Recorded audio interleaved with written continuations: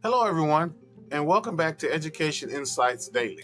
I'm Dr. Josh Mack, veteran educator, author, and passionate advocate for student-centered learning and digital responsibility. What if I told you there's a silent battle happening every single day in our schools? One that's not taking place in the classroom, but in the palm of your child's hand. Governor Kathy Hochul just issued a statewide cell phone ban in New York public schools, and that move has reignited a debate that's bigger than school policy. It's about screen time, student well-being, and the future of learning in the digital age. In my book, Echoes of the Screen, Adolescence in the Social Media Era, which I wrote back in 2023, I uncover the truth about how social media is shaping our children mentally, emotionally, and academically. By the way, I would encourage anyone to write a book if you have the time. It's one of the best legacies you can contribute to our society. But back to the topic. So if you're a parent, a teacher, or just someone who cares about the next generation, this episode is for you. And I promise you'll want to stay until the very end. Stick around to the end to receive a bonus for enjoying this episode. But first, don't forget to like this video and subscribe to the channel. Your support fuels these conversations and helps bring truth to the surface.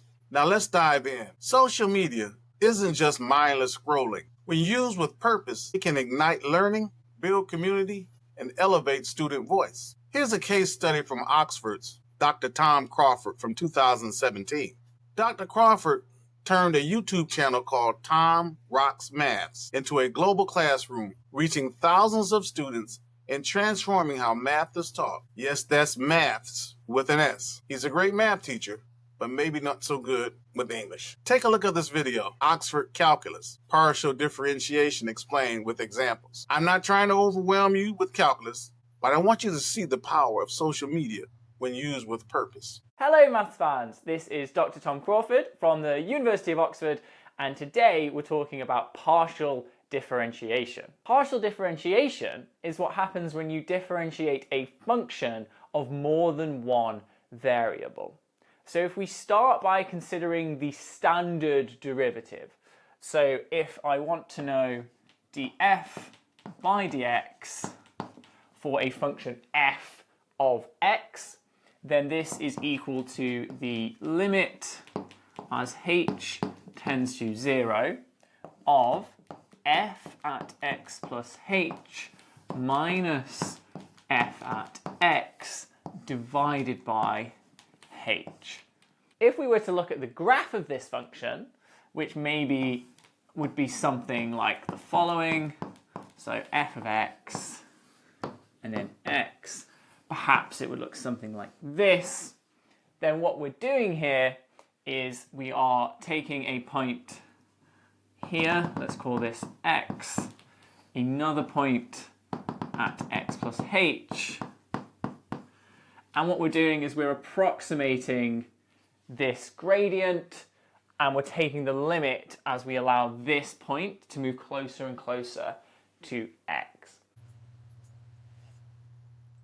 As you can see, this is very powerful stuff. But here's the catch. These platforms are engineered to hook young users. Addiction isn't an accident. It's a business model. If you've seen the dark side of scrolling, hit the like and stay with me. A 2024 research study by Yexin Chen and Jenny Radetsky analyzed 17 top platforms and uncovered 583 engagement-prolonging design features, many specifically engineered to keep teens hooked. These include endless scrolling, surprise rewards, and algorithmic feeds designed to lull users into extended use. The study found social media apps use twice as many manipulative tactics as other apps, often reinforcing each other to lock users in a digital loop. This isn't just about screen time, it's about a system designed to exploit vulnerability for profit. We're not battling teen laziness. We're battling billion-dollar platforms that weaponize neuroscience. It's not a fair fight, and our kids are losing. This just isn't about distraction. It's about depression, anxiety, and identity. If mental health matters to you, smash the like button and subscribe. Here's a study that was published June 18th, 2025. It was a month ago, by JAMA. The original investigation was to investigate the addictive use trajectories of suicidal behaviors, suicidal ideations, and mental health in U.S. youths. Some of the key points were essentially the question: are addictive screen use trajectories associated with suicidal behaviors, suicidal ideations, and mental health outcomes in U.S.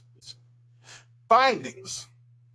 In this cohort, they studied 4,285 U.S. adolescents, and 31.3% had increasing addictive use trajectories for social media, and 24.6% were for mobile phones over 4 years. High or increasing use trajectories were associated with elevated risk of suicidal behaviors or ideations compared with low addictive use. Youth with high peaking or increasing social media use or high video game use had more internalizing or externalizing symptoms. So what does this mean? What this means is both high and increasing addictive screen use trajectories are associated with suicidal behaviors, suicidal ideations, and worse mental health in youth. So if we're looking for solutions to our current mental health dilemma with our youth, we should definitely identify and examine addictive screen use trajectories. Well, social media, it isn't just influencing how teens think. It's reshaping how they live every day. It affects their attention, habits, and even decisions about school and social life. If you care about creating a balance and awareness, hit the like and subscribe. This entire series is built on insights like this. Here's another observation. July 6, 2024, a study by the University of Washington researchers analyzed moment-to-moment teen interactions on Instagram. They found that teens often open the app out of boredom, folks, only to scroll through content soup. And content soup is a flood of uninspiring content before sending a few direct messages and logging off. We're not just losing study time, we're losing agency. When teens turn to Instagram out of boredom, they're slipping into a passive scroll state, content soup, and emerging with less focus, less motivation, and less control over their own day. Let's be clear, banning phones is a policy, but teaching digital literacy is the solution. Here's a case study from Colorado in 2023. 8th graders used classroom fact-checking skills to debunk a Snapchat school hoax.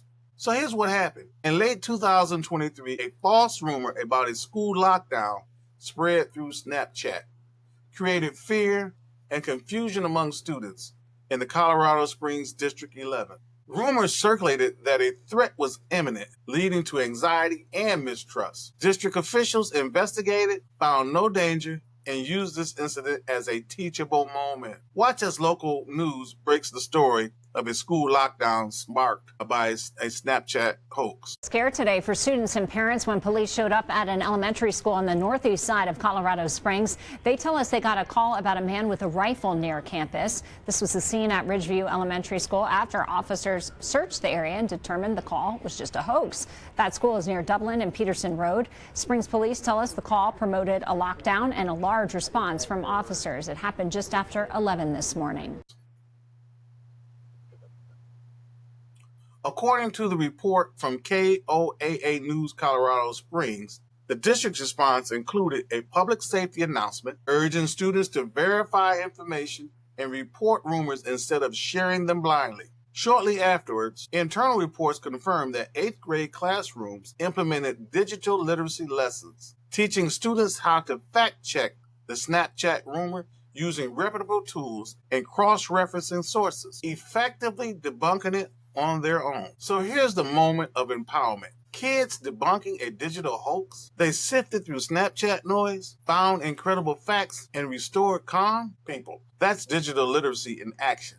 Not fear, but critical thinking. And that's exactly what we need more of. Today's teens aren't just watching politics online. They're actively reshaping the conversation. Want to see digital citizenship in action? Like and subscribe. Here's a study and trend from 2024. Chat's Ready, Set, Vote campaign, April 22nd, 2024, reports that Snapchat offered in-app tools like voter registration, election reminders, and policy explainers through their Good Luck America show to over 100 million U.S. users, many of whom were teens. A classroom teacher provided testimonial in November 2024. High school students in Georgia created Snapchat infographics summarizing candidate platforms. Their posts went viral, sparking school-wide conversations and even formal debates in civics classes. Check this. A teenager posts a concise infographic on Snapchat and suddenly their whole school is talking about real policy? That's digital democracy, straight from student voices. But connectivity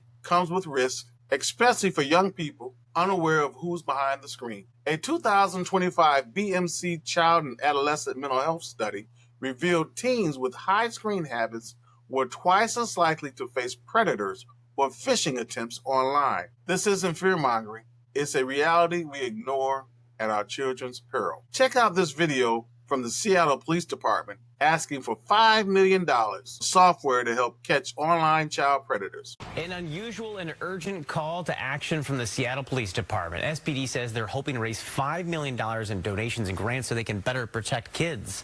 Fundraiser would buy the department's smart tech needed to reduce their staggering backlog. Fox 14 AJ Janival joining us now. And AJ, when we say staggering, it's nearly 2,000 tips about online sex crimes against children, right?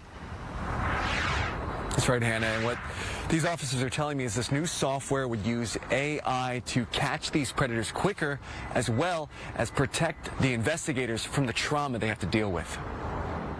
These are crimes of a horrible, depraved nature that where predators utilize technology to create, disseminate, and profit from the sexual abuse of children. The worst imaginable offenses, and the number of instances is growing exponentially. If you think about technology, every day new apps get released. Every day we are behind on technology. Investigators with Seattle's Internet Crimes Against Children Task Force tell me in 2020, about 200 tips for these types of crimes came in a month. Now, it's up to about 1,600 a month. Most of the tips that come in, there's some validity to them. COVID and new technologies are the reason for the increase, investigators say. And there are hundreds of cases from December and November officers haven't even gotten to yet. That's why $5 million is needed to invest into new software. For me, it's a no-brainer. Like, we need this. The software uses AI to scrub through tens of thousands of files on predators' hard drives to determine what might be child porn or other evidence. The software also helps these investigators avoid the trauma of the work by blurring or obscuring the unimaginable images they have to look through to catch these creeps.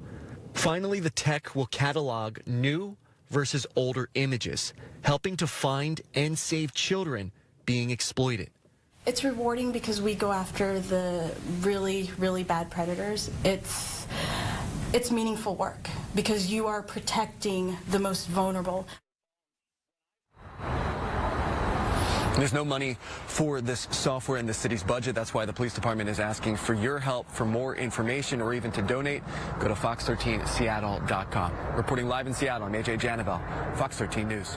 Every extra hour online isn't just scrolling. It could be increasing the chance of dangerous contact. For our teens, extended screen time means extended risk. Now, folks, cyberbullying isn't just online. It leaves real scars and sometimes real consequences. Stand against bullying. Like and subscribe. The Health Behavior in School-Aged Children, HBSC, study in March 27, 2024, conducted by the World Health Organization Europe and based on survey data from 279,000 adolescents across 44 countries, ages 11, 13, and 15, found that 15% of teens, approximately 1 in 6, had experienced cyberbullying once or twice in the past couple of months. This actually marks an increase from 2018 levels, where it was somewhere between 12 to 13%. This is signaling a troubling rise in digital harassment. So if you're looking for a real-world example of how social media affects teens, check out this insightful feature from KCRA 3 News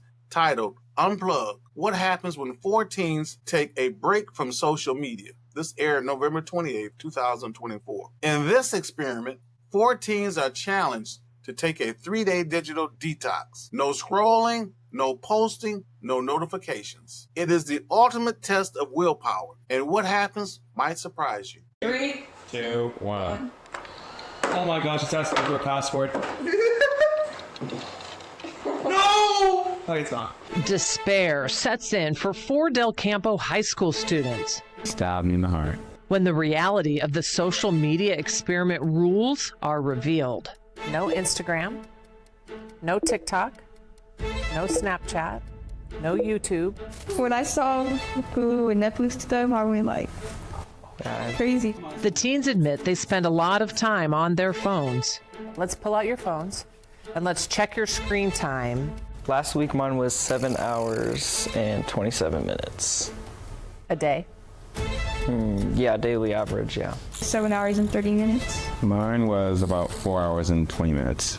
6 hours and 30 minutes daily average. But the 17-year-olds are ready to find out what will happen when they unplug. I don't mean to sound arrogant, but I think I can do it.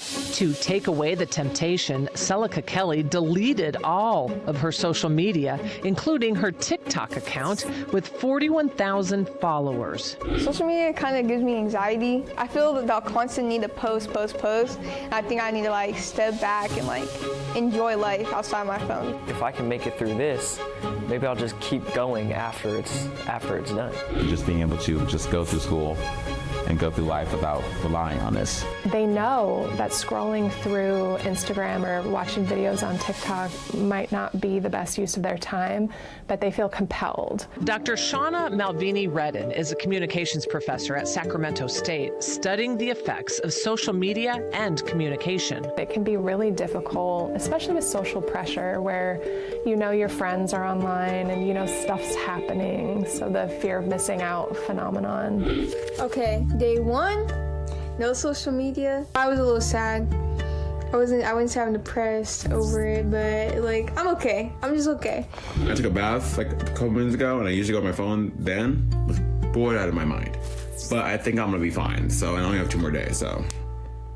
Being pushed into self-care by not spending time online, like having a bath and having a nap. This experiment and helping them see just how much time is spent checking or thinking about checking. Like, it's remarkable how much you can get done in a day if you're not scrolling. Any takeaways that I got from this is that I'm actually so addicted to my phone that I check it. I literally woke up, picked up my phone, went to go on TikTok, and then realized I don't have TikTok. It was actually so bad. Day 3, I'm going a little tired, a little bit. So it was really hard to not do that. But I nonetheless prevailed. How are you guys doing? How are you feeling? 3 days later, we check in with our social media subjects. Overall, if you could give me one adjective on how the past 3 days went, what would you say? Feel refreshed. Withdraw. Withdraw? Peaceful. Peaceful, yeah. The experiment was eye-opening for the one overly confident participant, Isaiah Gonzalez. It was a lot more challenging than I thought. I didn't see how much I actually used my phone. Isaiah went from 6.5 hours of daily screen time mainly on YouTube to 39. That's crazy. Dude, what? My average is 5 hours and 20 minutes for like all. Yeah.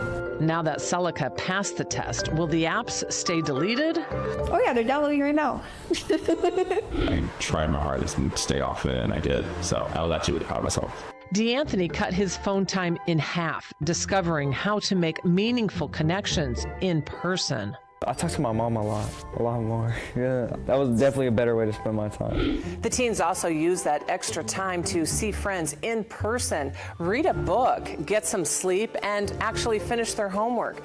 Now they plan to set their own boundaries and limit screen time. I want to encourage every teenager to try for like a week. Try for like a week or even like a weekend or like a couple of days. I'm proud of you guys. Yeah, I'm proud of y'all. It's been real, y'all. Michelle Bandor, KCRA 3 News. Well, Professor Malvini Redden says that parents can learn something from the experiment. Her number one tip, parents need to stop scrolling on their own phones during family time. And she said Thanksgiving dinner, of course, is a great time to start putting your phones down for just a couple of hours, just so you can have some time to interact. Yeah. From anxiety to unexpected clarity, this video captures the emotional roller coaster of disconnecting in a hyper-connected world. A must-watch for educators, parents, and students alike. Cyberbullying isn't a digital footnote, folks. It's a profound social problem. When 1 in 16 say, yes, this has happened to me, we can't stand by. Let's shine a spotlight, start the conversation, and demand better. Now, we've seen the good, the dangerous, and the undeniable truth about social media and our kids. That's why I wrote Echoes of the Screen, Adolescence in the Social Media Era. It's not just a book, it's a call to action. And you can grab a copy, if you want a copy, on Amazon, Audible, or wherever books are sold. But a bonus for sticking around, if you live in the US or UK, I'm giving away a free Audible copy of my book to the first 20 responders who like and subscribe and email me at urbanteacher@gmail.com. Let's talk in the comments. Should schools ban phones, or should we teach students how to navigate the digital world responsibly? Like, comment, and subscribe if you will, people, and share this episode with someone who needs to hear it. I'm Dr. Josh Mack, and this has been Education Insight Daily. Until next time, stay informed, stay empowered, and stay connected.